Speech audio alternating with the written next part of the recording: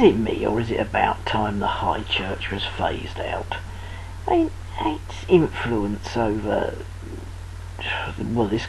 countries all over the world. I mean, this country is probably more, is perhaps not as bad as some of the others when you think of the Latin countries, and of course the old Muslim countries, they're even more so. But high church and organised religion to that extent, I just don't think it's got a place in this modern world. I mean, don't get me wrong, I'm no atheist. I haven't got the arrogance to assume, that there's not more on heaven and earth, dear Horatio, as it says. I'm no doubt misquoted, but I don't presume that we have got all the answers to the universe in any shape or form, and I'm a firm believer from my experience of life and things that have happened to me that there's more going on than what we've already discovered at the fore. And I mean, whether that's some bloke with a long white beard, on a fluffy cloud, and an angel either side of him with long flowing blonde hair and honkers like a pair of Graf Zeppelins, I don't know, but I'm more of the believer that there's a force somewhere, whether it's inside of us or whether it is another force of the universe, that we have yet to discover along, on top of the old four that we know of, which is why gravity and electromagnetism and the two molecular atomic forces, strong and weak. I don't know. Maybe there's something more, or maybe it's inside of us. But there's definitely a higher power or a different power or something that we're not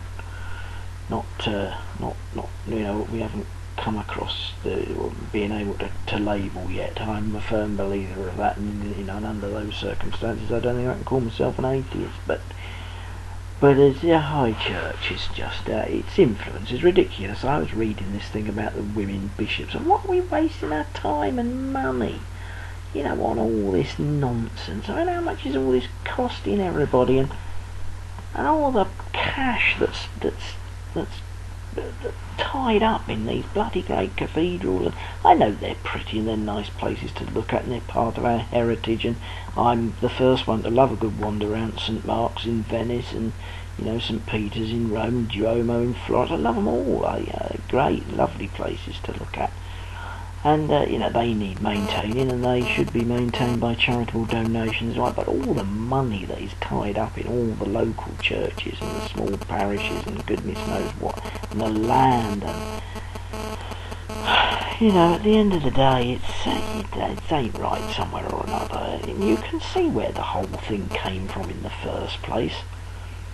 There was a cavemen were there, weren't they, and had a solar eclipse or a lunar eclipse, and they thought, oh, no good, we have to, oh dear, and they sacrificed some poor goat or Vestal Virgin or whatever to try and appease the sun god to make sure it didn't go in, or whatever it might be, and then some bright spark thought, hey, I've got an idea, brighter than the rest of them. They thought, well, if I make up a load of fairy stories, and I put them in a nice pretty book that nobody can read, and then read it out to them as though it's some truth that's come down from somewhere, I can put the fear of God literally up them all and control the situation.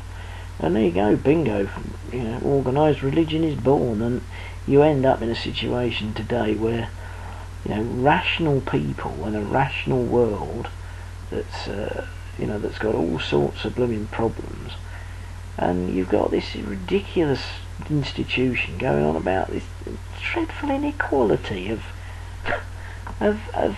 how they've got I don't know how they've got the protection for a start, and they've got the nerve to go on about women can't be bishops. I mean, as if it matters, but the point is, this institutionalised inequality that they're prepared to spout on about. And we give it credence. Not only we give it credence, we've got them in the House of Lords and whatever it is, making bloody political decisions. I mean, look at this equal marriage, equal rights for marriage business. If people want to get married, it's about equality. It's not about being a homosexual or a lesbian it shouldn't be about homophobia. I don't understand homophobia. It's completely beyond me. It always has been. I don't understand what somebody's sexuality has to do with anybody else. But then you don't walk around and, you know, people describe people.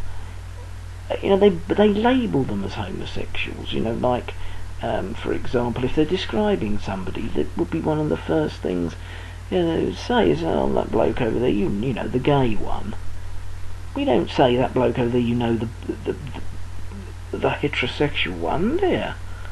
You know, sexuality shouldn't be used as a label. You know, I mean, the same way as race, I suppose, shouldn't be used as a label. But it is an easy one if it's not offensive. You know, if there's one coloured person in the room, you know. But I'm not suggesting for 1 minute it's good. But, you know, I don't understand the whole sexuality thing. It's irrelevance. You know, and it's a complete.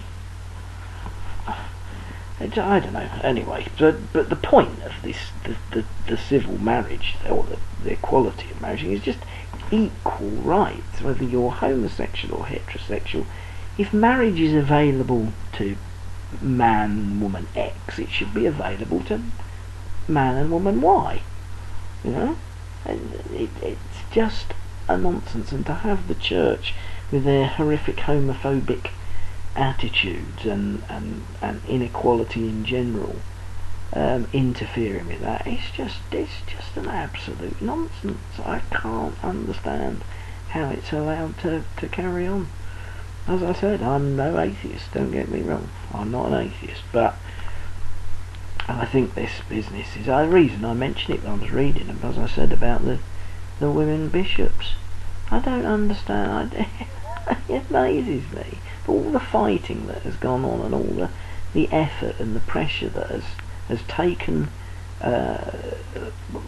time over history since Emily Pankhurst and goodness knows what else to get women equal rights, and quite rightly so. You are looked upon in absolute astonishment, and people crawl under the carpet if a slightly sexist comment is made in the workplace or in, you know, out in a social situation. Yet these blokes are able to spout this kind of stuff, not just in public, but in supposed respected positions in society, and they don't get challenged really externally. You know, I suppose in some ways perhaps that would be the best way, you know, in the end. There's nothing worse than not having any publicity. There's nothing worse than being ignored, and, you know, that might eventually be the way to the demise of it, to make them irrelevant. You know, just nobody pay any attention whatsoever to what's going on. People don't like that. You know, they always say in businesses, if you're a boss, you know, the best boss to be, the best way to be a boss is to be liked. The second is to be hated, but the worst of all is to just be treated with contempt and ignored.